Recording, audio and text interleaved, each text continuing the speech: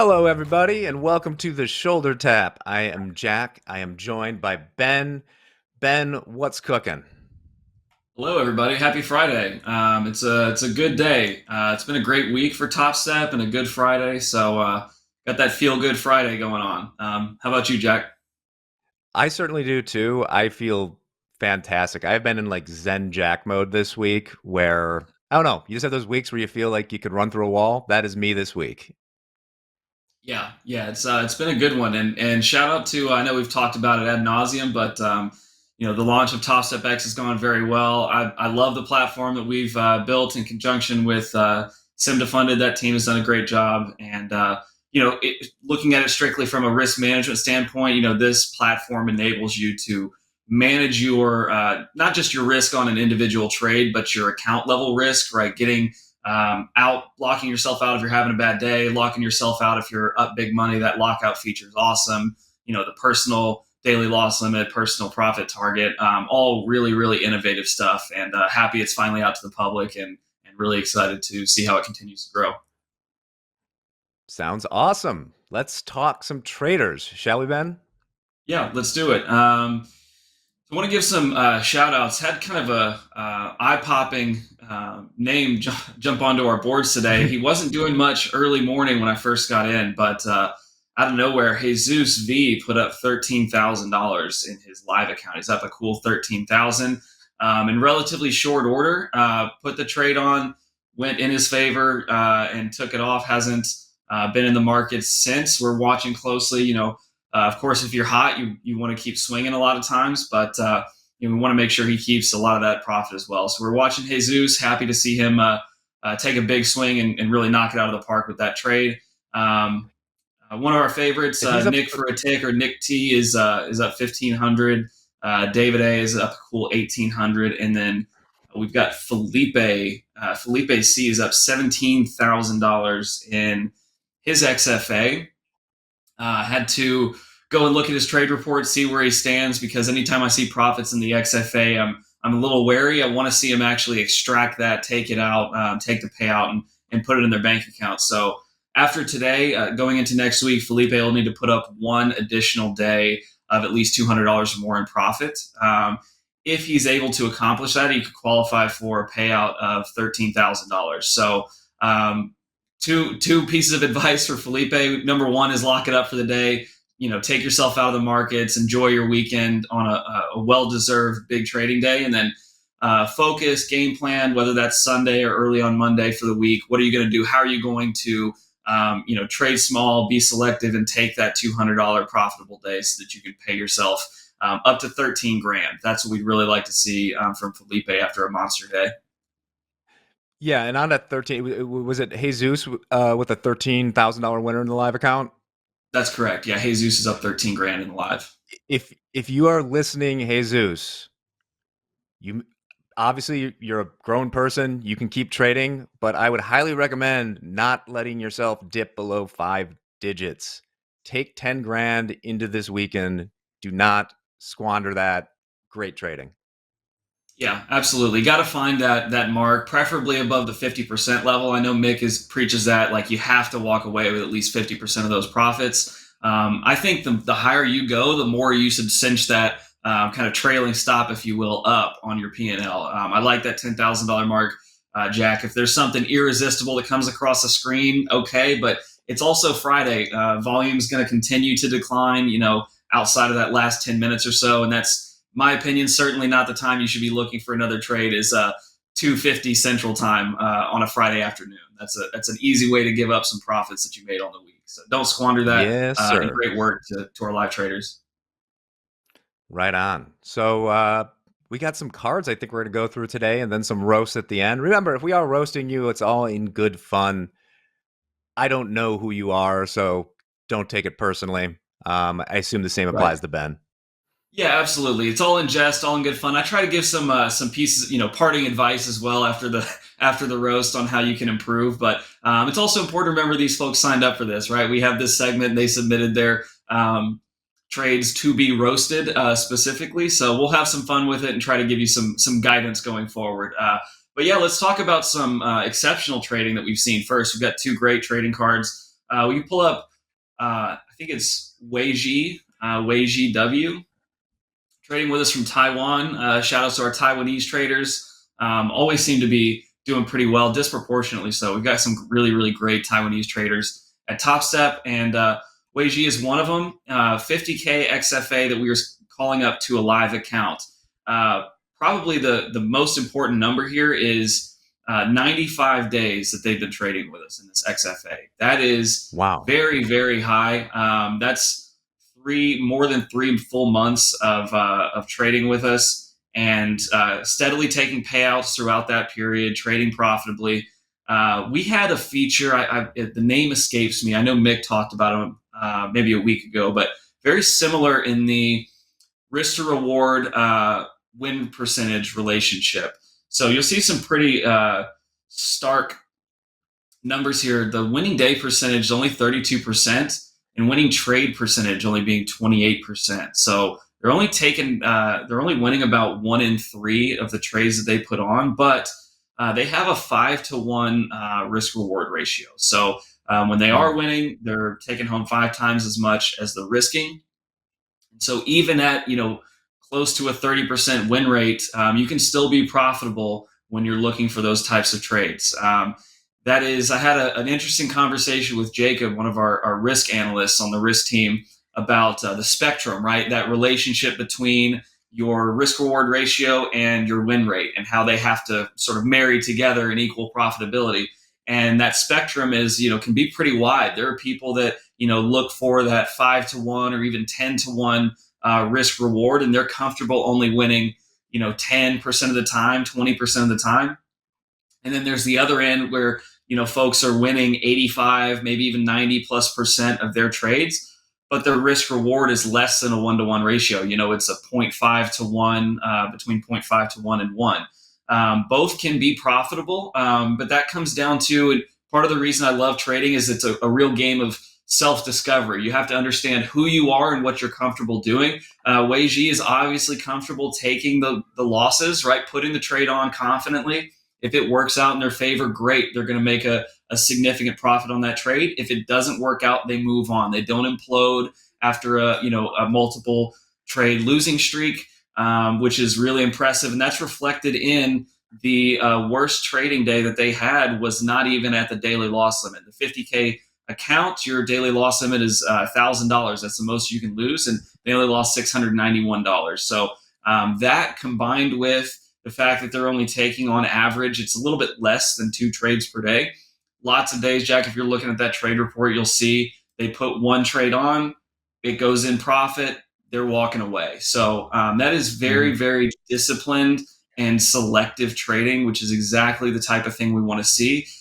Wei Ji flew under the radar for, I would argue, too long, simply by being one of those smaller players. And I say smaller from a P&L standpoint, only putting up $103 a day on average and consistently taking payouts. They're not necessarily going to flag in our system and with our risk team based on P&Ls or on account balance, right? We're crafting ways and practices to farm out traders like this and find those people that are very good, very consistent, maybe just trading very small in the 50K account. So happy that we came across Wei Ji's profile. Jack, what do you think about this one? So I have a confession to make. Sometimes these cards pop up and I see the stats and I don't know what the hell they're doing, or if there is, the numbers may suggest some sort of strategy, but I have no idea if they're actually doing or following a strategy. What I Right. see here with like this, the selectivity is Weiji clearly has a very well-defined strategy that they are doing and repeating. And I know the time difference is tough in Taiwan, but I would love to see what they're looking at to pick these 2 trades that they're taking, looking for like 5-to-1 risk reward. So really nice Yeah. card. Congrats to Weiji. Yeah, absolutely. And one additional piece, just to put a cherry on top, that average trade duration for winners is 22 minutes compared to only 3 minutes on the losers. So that tells me again they're picking their spots, making very good trade location, and keeping a relatively tight stop. If it works for them, they're going to let that ride out and pay them.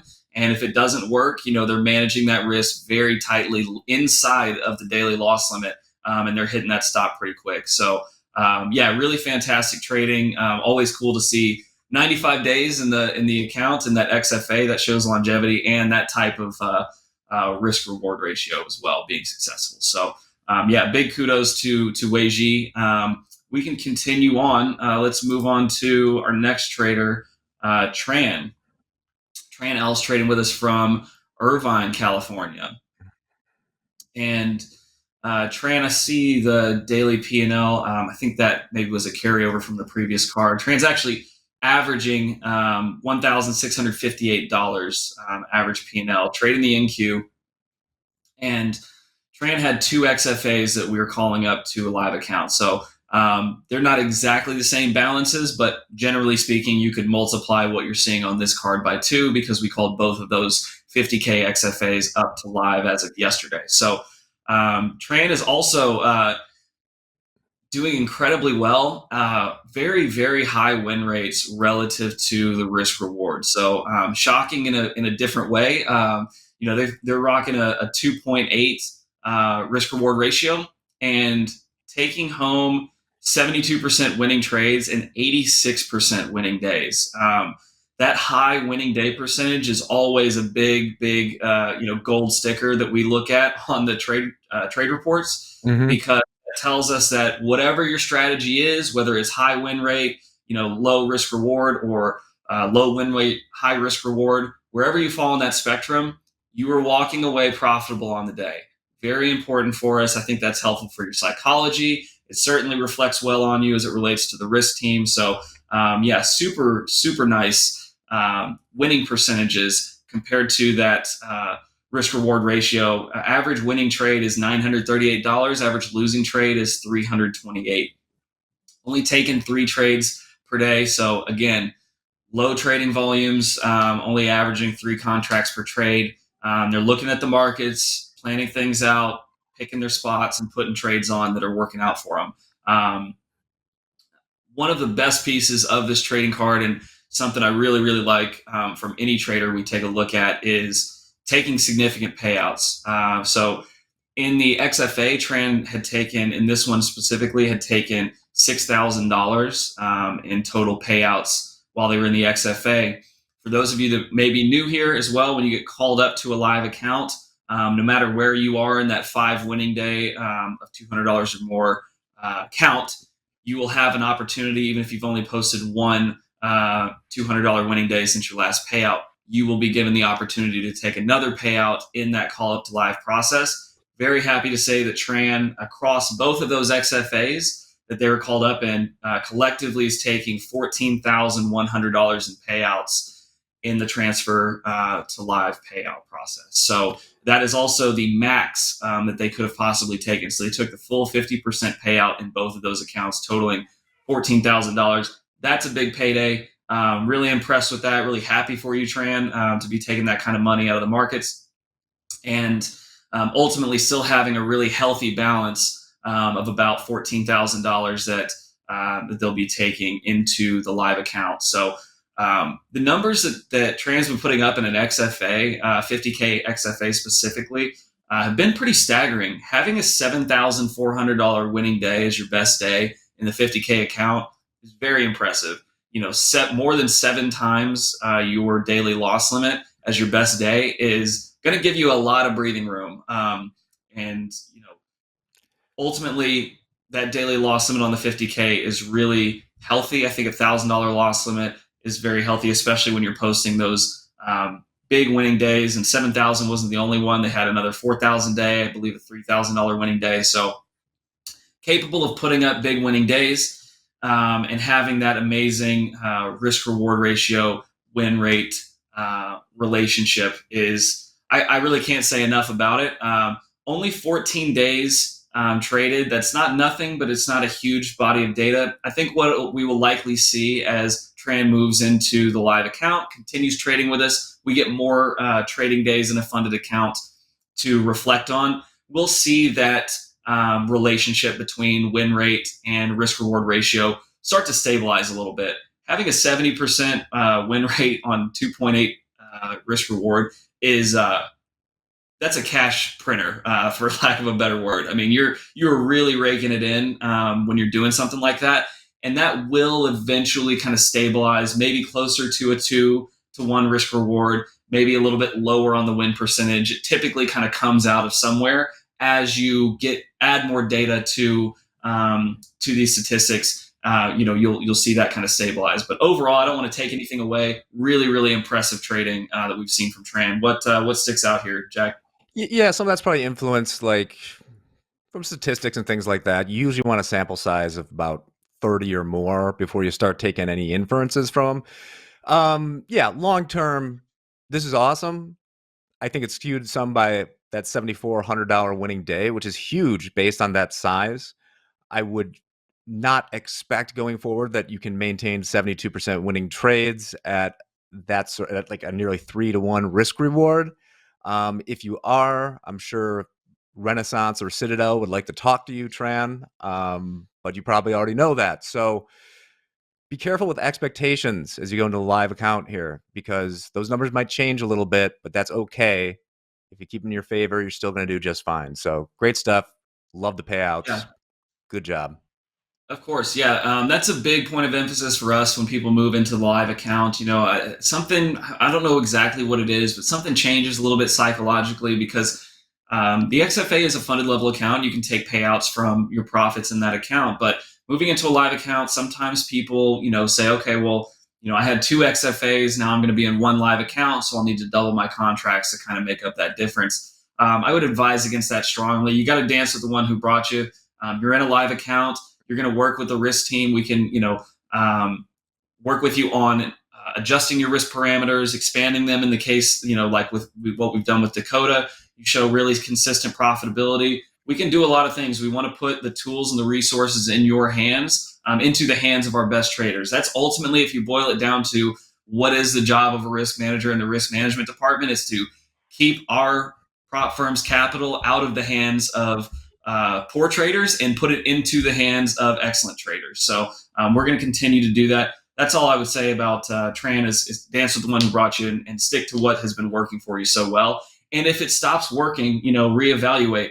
If I could get on the soapbox just really briefly about a conversation I had with someone who was asking about getting called up to live. They had made almost $20,000 in 3 days in the XFA, and wanted to be called up to a live environment, had this grandiose plan of what was going to take place. And I had to explain to him that while we are happy to see that, and I wouldn't say that just anyone could put up $20,000 in 3 days, it's not a large enough sample size. Back to those statistics and that data, we need to see steady and consistent profitability, because market states change. If you were to go look at the 1 hour chart of the NQ over the last 3 weeks, you're going to see a lot of different environments. You're going to see volatility expanding, volatility contracting. I know there was a lot of chop after I took a peek earlier today. We're just kind of sitting around settlement. Not much is going on. If you're a trend trader, you're probably getting crushed. So we need a body of data. We need to see that you can either, profitable traders are going to fall into one of two categories. Either you have multiple strategies for different market environments, or you're trading multiple products that you can diversify and have different strategies to, okay, this isn't working. I'm going to, work on a range bound strategy similar to something that, Dolby might be doing. Or you can absolutely sit on your hands and wait hours, days, even weeks until the right set of market conditions show up for you that you can execute your trade. So we have to have a body of data to look at to know if you're capable of doing one or the other and being, falling into one of those successful categories. So that's just a brief rant on why we look at multiple days. And, it's not just based on profit. Hey, I made 20 grand, call me up to the live account. It just doesn't work that way. So for anyone that may be curious about that, I'd say let's move on to some roasts. Let's have a little bit of fun, Jack. What do you think? Yeah, and as we're doing it, I'm looking in the green room. Eddie's got his camera on, so I can see what's for lunch, Eddie. So, Eddie's chowing down in the background. yeah, I can't tell what it is. All right, with that, let's roast some people. Awesome. Let's do it. Let's have a little bit of fun. So Pi, I think, is our first PYE. Pi is how you say that name. Yes. Pi's trading the Nikkei and the Nasdaq. They've got one what was curious about this to me when they asked to get roasted was they have one active XFA that they've taken payouts on and are actually profitable in. And then I look at the rest of the accounts, and they've got 7 trading combines that are open. Only one of them's profitable. So I'm kind of scratching my head about why that is. You can, if you want to tool around and have some fun, you can do that in the practice account and not have to spend money on trading combines. Because the difference in trading between that trading combine and what they're doing in the XFA is kind of shocking. It looks like 2 different Yeah. traders entirely. Um, why not use the same strategy that is making you money in the XFA in the trading combine?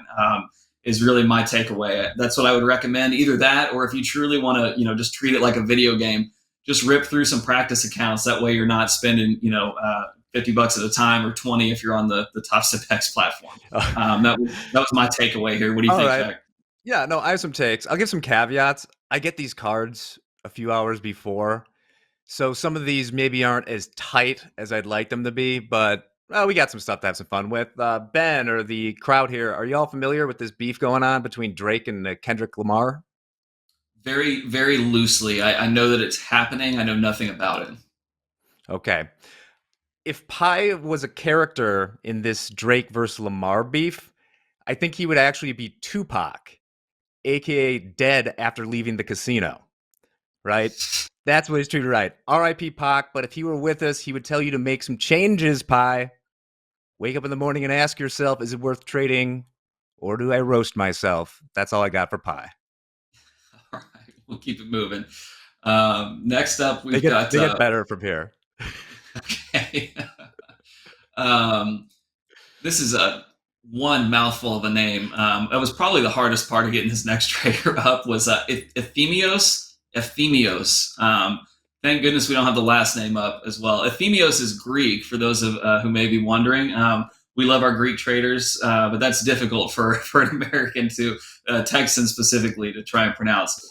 Ephemios has got what I would describe as a negative edge. That relationship that I've been harping on between your risk reward and your win rate is not in the right place. It's not in a winning position. You're only winning 35% of your trades, and you're not far enough north of that 1-to-1 risk reward ratio to actually make money. It's going to be more of a slow bleed of the account over time. So one other thing that I hate seeing, I love when it's present, but I hate seeing if it never comes about, is we have the P&L high marker, that intraday P&L high marker on our trade reports. And traders that walk away at that P&L high, that's a good thing. Traders that consistently give up that high is not a good thing. And Ephemios falls into that second category. He is never hitting that P&L high of the day and actually making that his P&L for the day.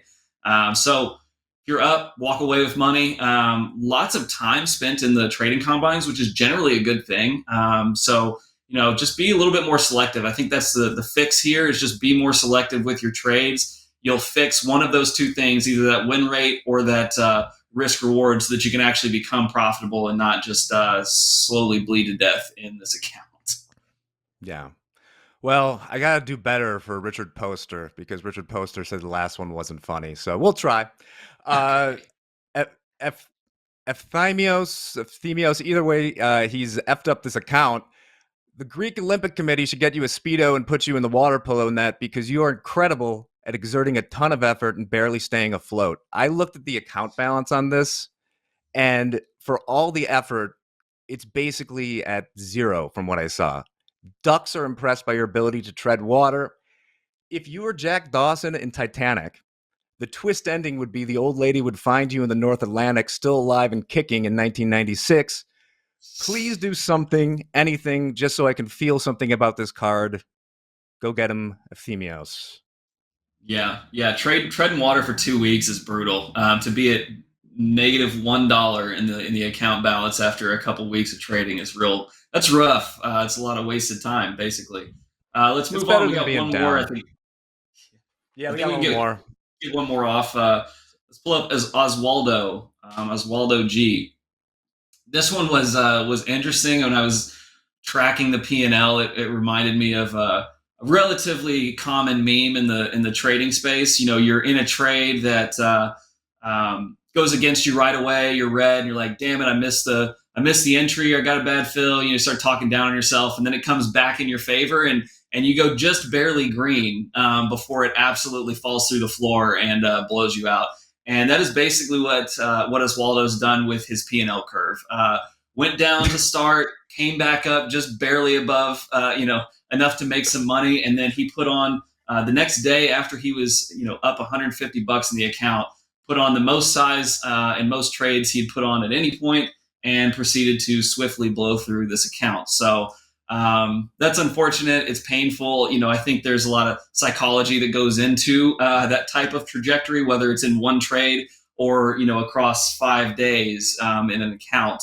That can be studied till the end of time, probably, as far as what goes through your head when you see something like that in a P&L curve. But you could always just trade micros. That'd probably be the recommendation for me. Just trade micros. Try to get yourself 2 consistent weeks of profitability before you scale up, rather than wait Yeah. until you're up 150 bucks before you start max size trading. So yeah, as Waldo, trading a lot of different products and not making any money doing it. I'm always I don't know what words would cross the line. So there's a better version of the beginning of this, Right. but let's talk Oswaldo. Come over here. All right. All right, Oswaldo, like I sincerely hope that you are a good-looking guy because the ladies aren't coming for your money in this account, right? Um, this trading card I saw, it's like something you don't want to see it. This trading card is something you would hide under your mattress, like I don't know, Ben, a Hustler magazine in 1998. You wouldn't know anything about that, right, Ben? No, certainly not. I wasn't around in Yeah, '88, so me neither. It does feel like the sort of swings this guy's taking. It kind of feels like his entire education in trading came from reading Wolf of Wall Street IMDb comments, but he kind of missed the part about where they made money for a while. You'll be okay, Oswaldo. Reduce the risk. You got this. That was a light roasting. yeah, That's all I got for now. it's that Wall Street bets ape mentality. I'm finally profitable. Let's go max size on the next thing that moves. And yeah, it didn't work out. So you'll get there, Oswaldo. Just reset and keep moving forward. I think that's Cool. all we Well, got, right, Jack? yep, we got group coaching coming up next. If you have feedback on me or the segment, send us an email. Richard Poster would love to hear a type 5 from you on something. All right. We'll be back right after this with JD and Hogue, I believe. See you then.